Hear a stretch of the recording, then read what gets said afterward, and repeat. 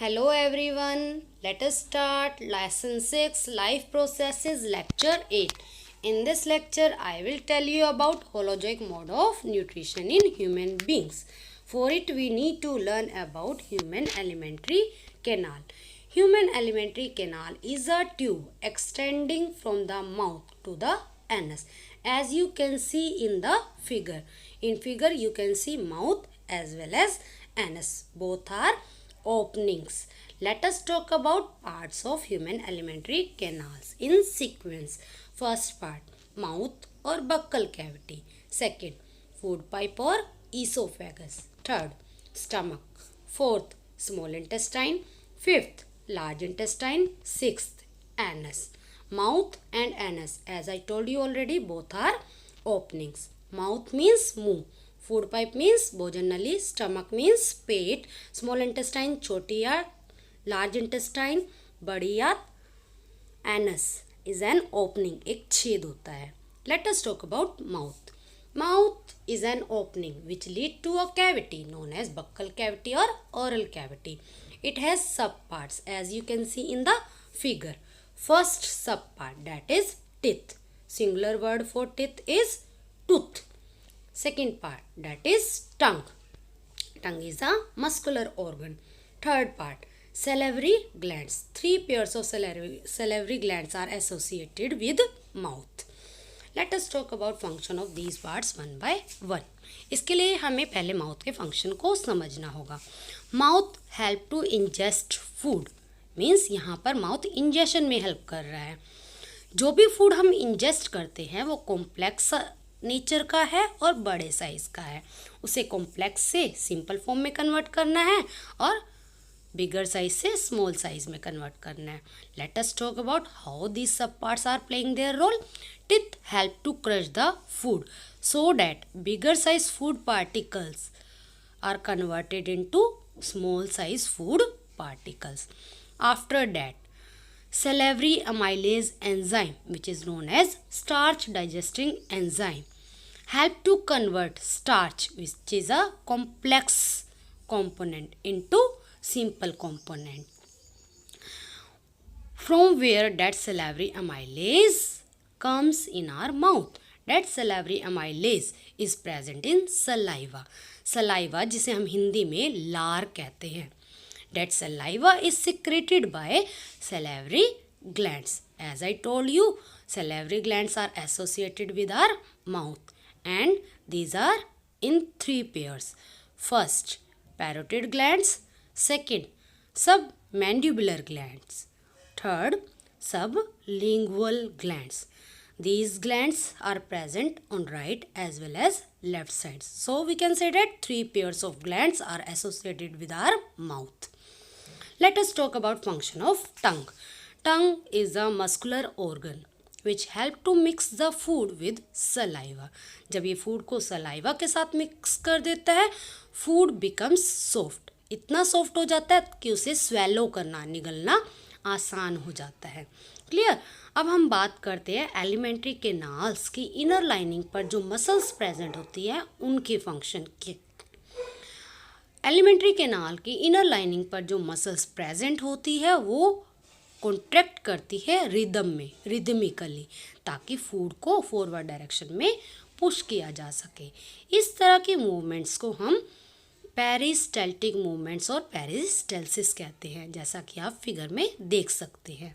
Now let us talk about food pipe. Food pipe it is a pipe which help to take the food from mouth to stomach. अब हम बात करते हैं stomach की. As you can see in the figure stomach is a large and muscular organ. It expands when food enters it. जब हम खाना खाते हैं तो स्टमक फूल जाता है, पेट फूल जाता है. On the inner lining of stomach gastric glands are present. These gastric glands secrete gastric juice. Gastric juice contains 3 components. First one HCl, second one mucus, third one pepsin. HCl. HCl is hydrochloric acid. जैसा कि नाम से ही पता लग रहा है कि ये एक एसिड है तो इसका काम क्या होगा. HCl creates an acidic medium which facilitate the action of pepsin. अब बात करते हैं पेप्सिन की. Pepsin is a protein digesting enzyme in acidic medium. It help to digest protein which is a complex food into simple food. Now let us talk about function of mucus. Mucus क्या है? एक चिपचिपा पदार्थ है. हमें पता है कि HCl से स्टमक की इनर लाइनिंग जो है वो बर्न हो सकती है. उसे बर्न होने से बचाने के लिए म्यूकस हेल्प करता है. कैसे करता है?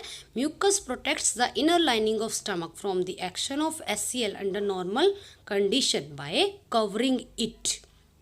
क्लियर. अब बात करते हैं स्फिंक्टर मसल्स की. स्टमक के स्टार्ट पर और एंड पर मसल्स प्रेजेंट होती है. उन मसल्स को ही हम क्या कहते हैं? Sphincter muscles. ये क्या करती हैं? ये स्टमक में फूड की एंट्री और एग्जिट दोनों को रेगुलेट करती हैं ताकि फूड स्मॉल अमाउंट में ही एंटर करे और स्मॉल अमाउंट में ही एग्जिट करे.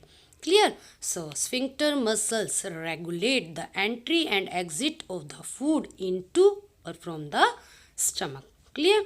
अब हम बात करते हैं नेक्स्ट पार्ट की. स्टमक के बाद नेक्स्ट पार्ट आता है स्मॉल इंटेस्टाइन. स्मॉल इंटेस्टाइन जैसा कि आप फिगर में देख सकते हैं. This is called small intestine and it is highly coiled. बहुत ज़्यादा कोइलिंग दिखाई दे रही है. यस. स्मॉल इंटेस्टाइन जैसे कि नाम से लग रहा है कि ये स्मॉल साइज की है, but it is the longest part of alimentary canal. ऐसा क्यों कहा जाता है? Because it is fitted into a compact space due to its extensive coiling. बहुत ज़्यादा कोइलिंग की वजह से ये कॉम्पैक्ट स्पेस में फिट हो जाती है, इसलिए हम इसे स्मॉल इंटेस्टाइन कहते हैं. Let us talk now about length of small intestine in different organisms. अगर हम हर्बीवोर्स की बात करें, शाकाहारी जानवरों की बात करें, they have longer small intestine. अगर हम कार्निवोर्स मांसाहारी एनिमल्स की बात करें तो they have shorter small intestine. Why? Because herbivores eat grass. Grass contains cellulose which is not easier to digest. Carnivores eat meat which is easier to digest.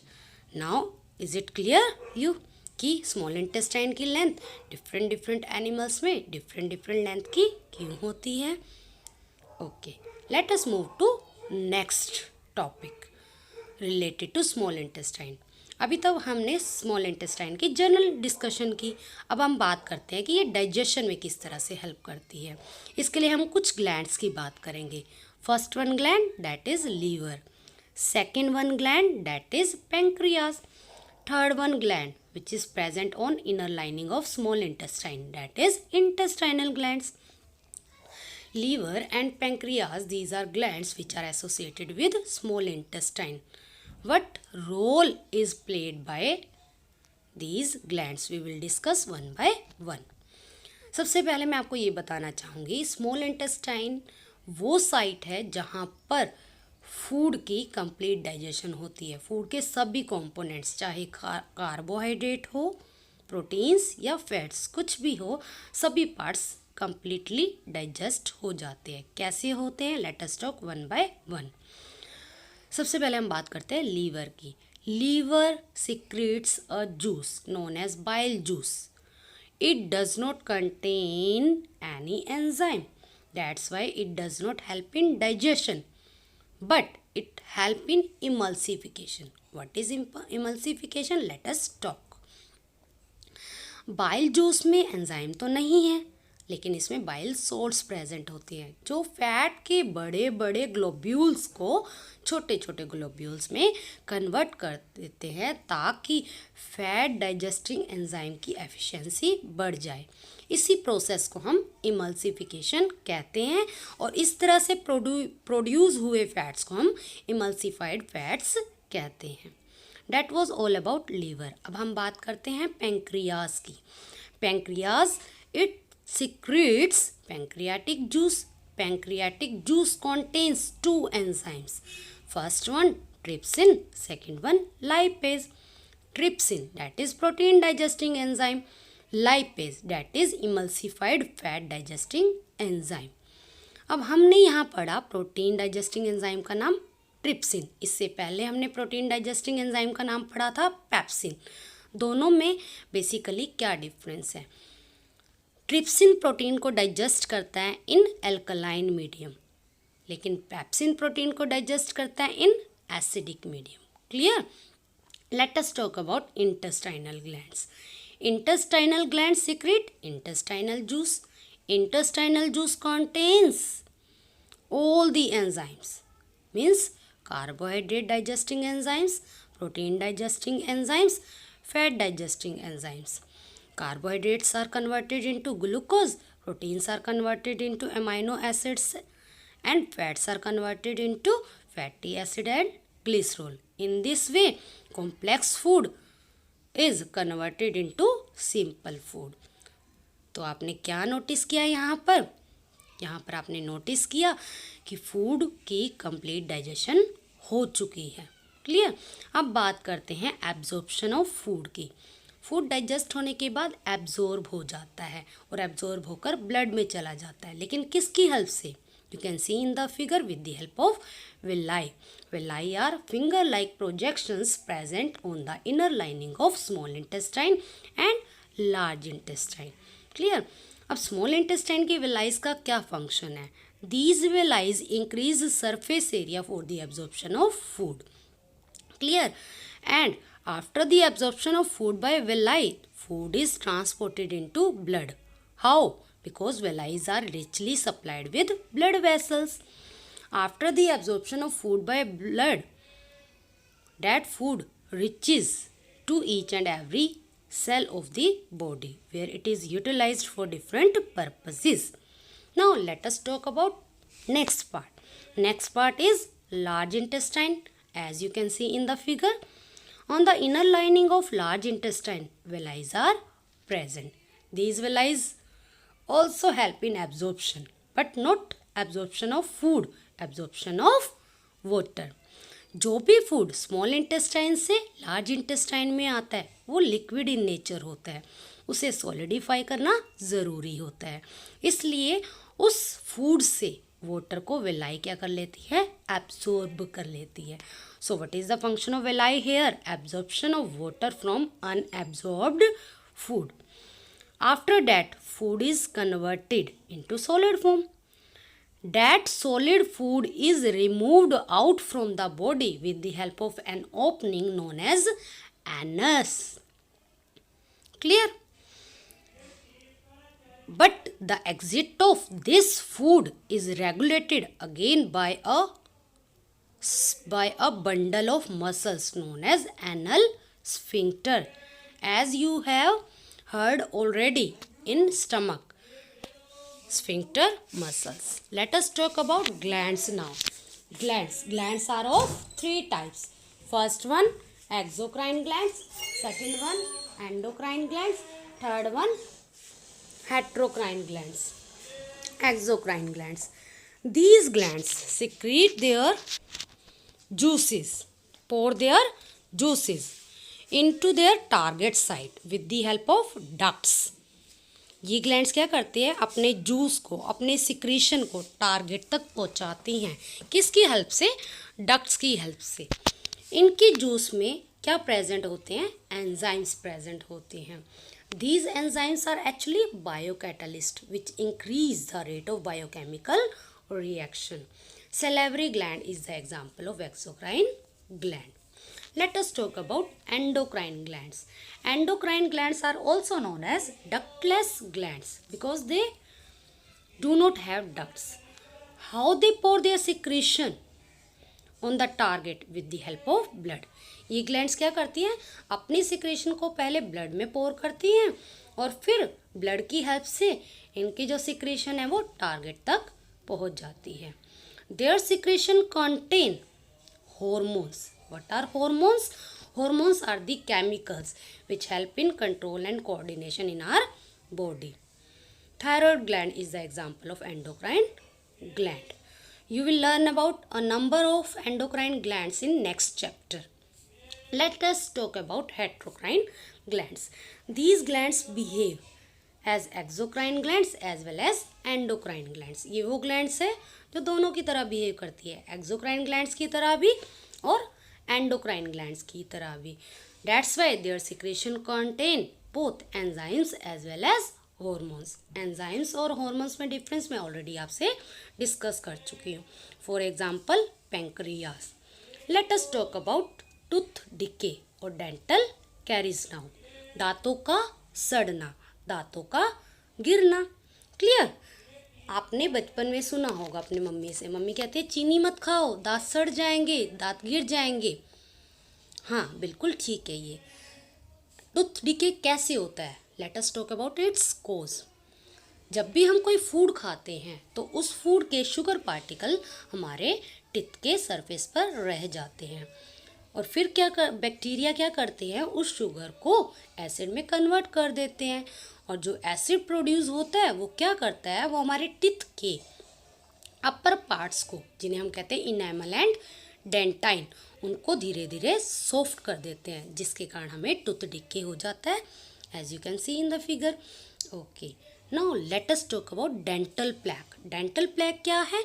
जब bacteria का cluster food particle के साथ मिलकर दांतों के साथ चिपक जाता है, स्टिक टू द टीथ, तो वो क्या फॉर्म करता है? Dental plaque, as you can see in the figure. अब डेंटल प्लैक से नुकसान क्या है? इस डेंटल प्लैक की वजह से हमारा जो सलाइवा है वो टूथ के सरफेस पर नहीं पहुंच पाता और टूथ के सरफेस पर ना पहुंच पाने के कारण वो शुगर से प्रोड्यूस हुई एसिड्स को न्यूट्रलाइज भी नहीं कर पाता, जिसके कारण हमारे दांत जो है लगातार सड़ते रहते हैं। अगर इन्हें इसी तरह से अनट्रीटेड छोड़ दिया जाए, मतलब दांतों की अगर देखभाल ना की जाए, तो बैक्टीरिया क्या करते हैं, हमारे दांतों में कैविटी बना देते हैं और उस कैविटी के थ्रू वो हमारे टूथ के पल्प तक पहुंच जाते हैं। Pulp is a part of a tooth. वहाँ पहुँचने के बाद वो क्या करते हैं, हमें इन्फेक्शन और इन्फ्लामेशन कर देते हैं, मतलब हम बीमारी से ग्रसित हो जाते हैं। इट मीन्स डेंटल कैरीज और टूथ डिके का ट्रीटमेंट ज़रूरी है। How can we treat? We can treat by regular brushing. Regular brushing करने से डेंटल प्लैक जो है वो दांतों से हट जाता है और बैक्टीरिया जो है वो शुगर को एसिड में कन्वर्ट नहीं कर पाते। Let us have a look on recap. आप देख सकते हैं यहाँ पर टेबुलर फॉर्म में ह्यूमन एलिमेंट्री कैनाल्स के पार्ट्स शो किए गए हैं लेफ्ट हैंड साइड पर, और राइट हैंड साइड पर उनके फंक्शन लिखे हुए हैं। इस रिकैप के थ्रू हम होल टॉपिक को क्लियरली लर्न कर सकते हैं और इजीली अंडरस्टैंड भी कर सकते हैं। आप देख रहे हैं किस तरह से टेबुलर फॉर्म में इस पूरे टॉपिक को लर्न करना एक इजी टास्क है। Yes, it is very easy. हाँ जी, आप कुछ ग्लैंड्स के नाम भी देख सकते हैं जो एलिमेंट्री कैनाल के साथ एसोसिएटेड थी। लेफ्ट हैंड साइड्स पर ग्लैंड्स के नेम हैं और राइट हैंड साइड पर उनसे सीक्रेट होने वाले जूसेस और उनमें present enzyme along with their function है। Hope so that topic is clear to you all. Thank you.